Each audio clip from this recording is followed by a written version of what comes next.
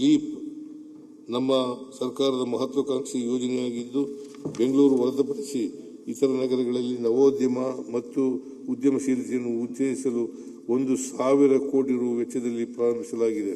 ಈ ಯೋಜನೆಯಲ್ಲಿ ಈ ಕೆಳಕಂಡ ಉಪಕ್ರಮಗಳನ್ನು ಕೈಗೊಳ್ಳಲಾಗುವುದು.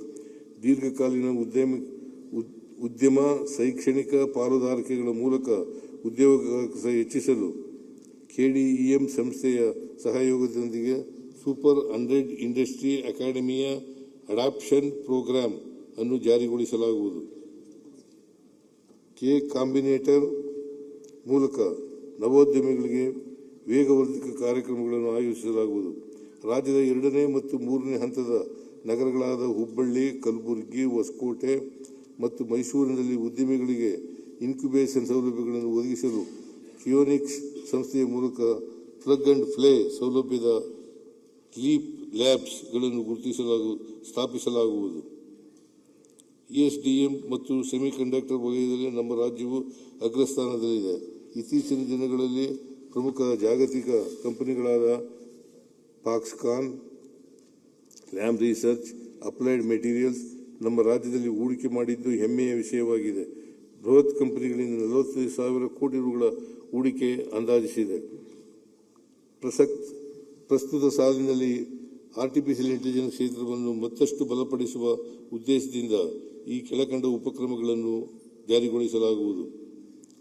ಇಂಡಿಯನ್ ಇನ್ಸ್ಟಿಟ್ಯೂಟ್ ಆಫ್ ಸೈನ್ಸ್ ಅಧೀನದಲ್ಲಿರುವ ಪ್ರತಿಷ್ಠಾನವಾದ ಆರ್ಟಿಫಿಷಿಯಲ್ ಇಂಟೆಲಿಜೆನ್ಸ್ ಮತ್ತು ರೊಬೊಟಿಕ್ಸ್ ತಂತ್ರಜ್ಞಾನ ಪಾರ್ಕ್, ಇಸ್ರೋ ಮತ್ತು ಕಿಯೋನಿಕ್ಸ್ ಸಹಯೋಗದಲ್ಲಿ ಬೆಂಗಳೂರು ರೊಬೊಟಿಕ್ಸ್ ಮತ್ತು ಆರ್ಟಿಫಿಷಿಯಲ್ ಇಂಟೆಲಿಜೆನ್ಸ್ ಇನ್ನೋವೇಷನ್ ಝೋನ್ ಎಂಬ ರೊಬೊಟಿಕ್ಸ್ ಮತ್ತು ಆರ್ಟಿಫಿಷಿಯಲ್ ಇಂಟೆಲಿಜೆನ್ಸ್ ಕ್ಯಾಂಪಸ್ ಅನ್ನು ಸ್ಥಾಪಿಸಲಾಗುವುದು.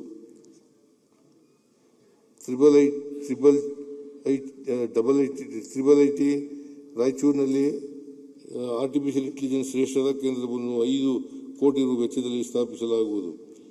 ಕರ್ನಾಟಕವು ಗ್ಲೋಬಲ್ ಕೇಪಬಿಲಿಟಿ ಸೆಂಟರ್ ನೀತಿಯನ್ನು ಪರಿಚಯಿಸಿದ ಮೊದಲ ರಾಜ್ಯವಾಗಿದೆ.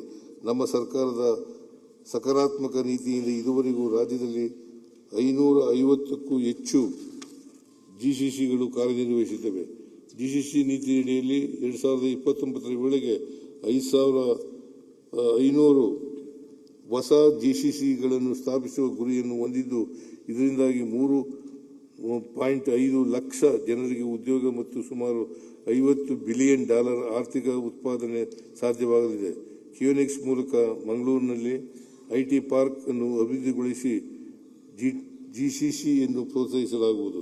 ಮೈಸೂರಿನಲ್ಲಿ ಮಾಹಿತಿ ತಂತ್ರಜ್ಞಾನ ಕ್ಷೇತ್ರಕ್ಕೆ ಪ್ರೋತ್ಸಾಹ ನೀಡಿದ್ದರಿಂದ 100 ಕಂಪನಿಗಳಲ್ಲಿ ಸುಮಾರು 30,000ಕ್ಕೂ ಹೆಚ್ಚು ಉದ್ಯೋಗಿಗಳು ಕಾರ್ಯನಿರ್ವಹಿಸುತ್ತಿದ್ದಾರೆ.